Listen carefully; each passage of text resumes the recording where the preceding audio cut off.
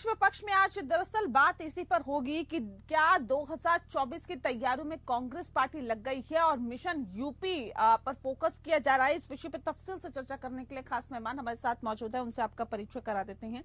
अनिल गोयल जी इस वक्त हमारे साथ हैं, बीजेपी के नेता हैं। बहुत स्वागत है आपका। हमारे साथ इस वक्त नसीम खान जी जुड़ गए हैं जो कि कांग्रेस पार्टी के प्रवक्ता हैं, आपका बहुत स्वागत है। अशोक यादव जी हमारे साथ जुड़ गए हैं, समाजवादी पार्टी जी। मैं ठीक है, मैं लौटती हूँ। मैं ठीक है नसीम जी, मैं लौटती हूँ। अनिल जी देखिए, सीधे सीधे ठीकरा पूरी तरह से ईवीएम पर फोड़ा जा रहा है, लेकिन इस बीच ये भी कह रहे हैं कि यूपी हमारे लिए बेहद जरूरी है। भले ही 3 दशकों से यहाँ पर कुछ खास कांग्रेस ना कर पाई हो, लेकिन करने की जुगत में है और उसकी तैयारियां अभी से शुरू हो गई है। लगता है कि भारतीय जनता पार्टी के लिए मुसीबतें खड़ी हो सकती है। नेहा जी, पहले तो मैं ईवीएम में जवाब देना चाहूंगा। आप अगर ये ईवीएम की बात करें तो कर्नाटक में जब जीते थे या हिमाचल में जीते थे या तेलंगाना में जीते हैं तो क्या वहां भी ईवीएम खराब था? अगर ये ईवीएम को ठीक नहीं मानते तो वहां की सरकार से इस्तीफा देना चाहिए, ईवीएम से चुनाव का बहिष्कार करना चाहिए। जहां ये जीतते हैं वहां तो ईवीएम बढ़िया, जहां ये हारते हैं वहां ईवीएम घटिया। ये क्या बच्चाना बात कर रहे हैं? और अभी जो यूपी की बात कर रहे हैं, इससे पहले भी इन्होंने गठबंधन करा था। पहले ये समाजवादी पार्टी को की बुराई करते थे कि गड्ढे ही गड्ढे हैं, यूपी खराब है, यूपी में कुछ नहीं हुआ, विकास नहीं हुआ। फिर इनका गठबंधन हो गया। गठबंधन होने के बाद में फिर ये चुनाव लड़े, फिर भी वहां हारे। जनता ये देख रही है कि यूपी के विकास के लिए गठबंधन नहीं कर रहे हैं, ये सिर्फ और सिर्फ अपने आप की सत्ता बचाने के लिए, अपने परिवार को बचाने के लिए, अपनी पार्टी को बचाने के लिए गठबंधन कर रहे हैं। यानी ये इनका अपना लोभ लालच है, जिस लोभ लालच में आकर के ये गठबंधन कर रहे हैं।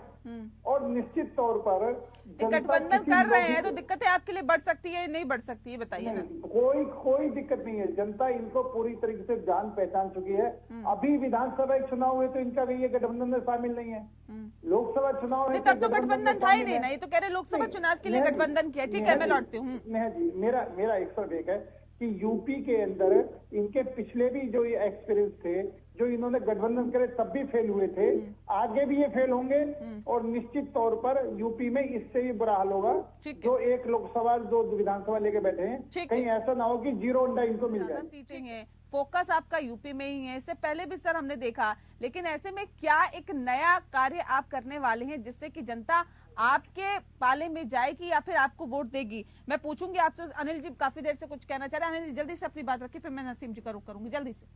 नेहा जी, मैं सिर्फ एक बात कहना चाहता हूँ कि एक तो इन्होंने हार्ड हिंदुत्व सॉफ्ट हिंदू की बात करते हैं, तो ये स्पष्ट करें, मेरे समाजवादी पार्टी के प्रवक्ता बैठे हुए हैं, कि वो सनातन धर्म को गाली देने वालों के साथ हैं या सनातन धर्म को मानने वालों के साथ हैं। आज ये गठबंधन में सनातन धर्म को साथ लेकर बात करते हैं। आज राम मंदिर पर गोलियां चलाने की बात करते हैं। अयोध्या में राम मंदिर को मानते हैं या भगवान राम को नहीं मानते?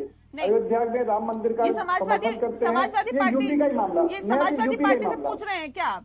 समाजवादी पार्टी से, सॉरी, ये समाजवादी पार्टी से जानना चाहते हैं क्या? हाँ, नहीं तो ये बताइए ना, यूपी का मामला। राम सेवकों पर गोलियां कब चली थी, किसके शासन में चली थी? मुलायम सिंह के शासन में, समाजवादी पार्टी के शासन में चली थी। कार सेवकों पर जो गोलियां चलाई थी वो मुलायम सिंह यादव के टाइम पर चली थी।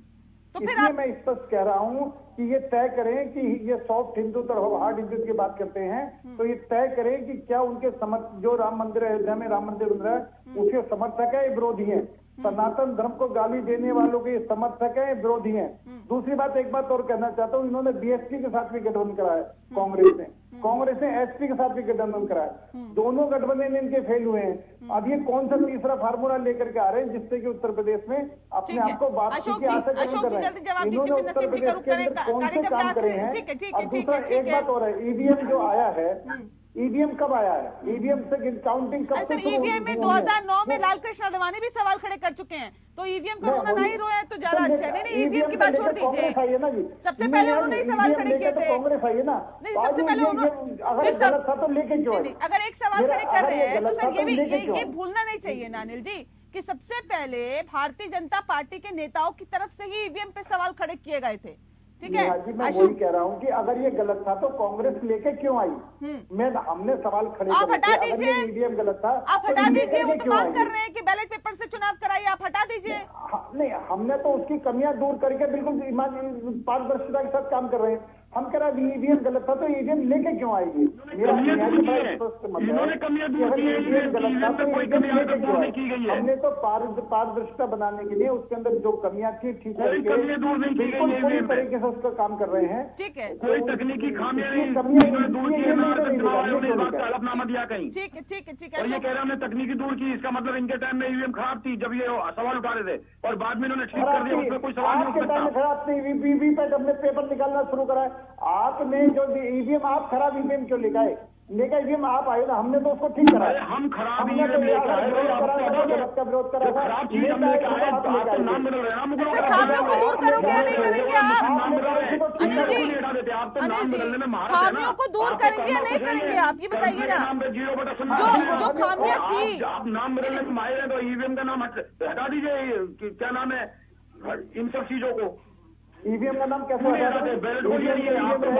हम समाजवादी पार्टी का नाम हटा सकते हैं क्या? हम कांग्रेस का नाम हटा सकते हैं क्या? नाम खराब रखे, अरे जो राजनीतिक दल है जो नाम करेंगे वो नाम हटाने उस पर अटैक करा दिया, इसका नाम हटाने सर बहुत सारी चीजें तो हटा दी आपने। चुनाव आयोग के चुनाव आयुक्त का कैसे अब नियुक्ति होती है, मुझे ये बताइए, कैसे नियुक्ति होती है, ये कैसे होगी आगे? नेहा जी मुझे ये बताओ, कहाँ पारदर्शिता है सर? जो चीजें आपको सही नहीं लग रही आप हटा ही रहे हैं। बात जो कह रहे हैं ना, नहीं, जो चीजें सही नहीं, फिर आप ये मत कहिए ना कौन क्या लेके आया, कैसे लेके आया। सर उस चीज का हवाला नहीं दिया जाता ना। पहली बार आपने सवाल उठाया ईवीएम में वक्त की कमी है। बहुत शुक्रिया आप सभी का हमारे साथ इस खास चर्चा में शामिल होने के लिए। पक्ष में फिलहाल के लिए इतना ही। नमस्कार।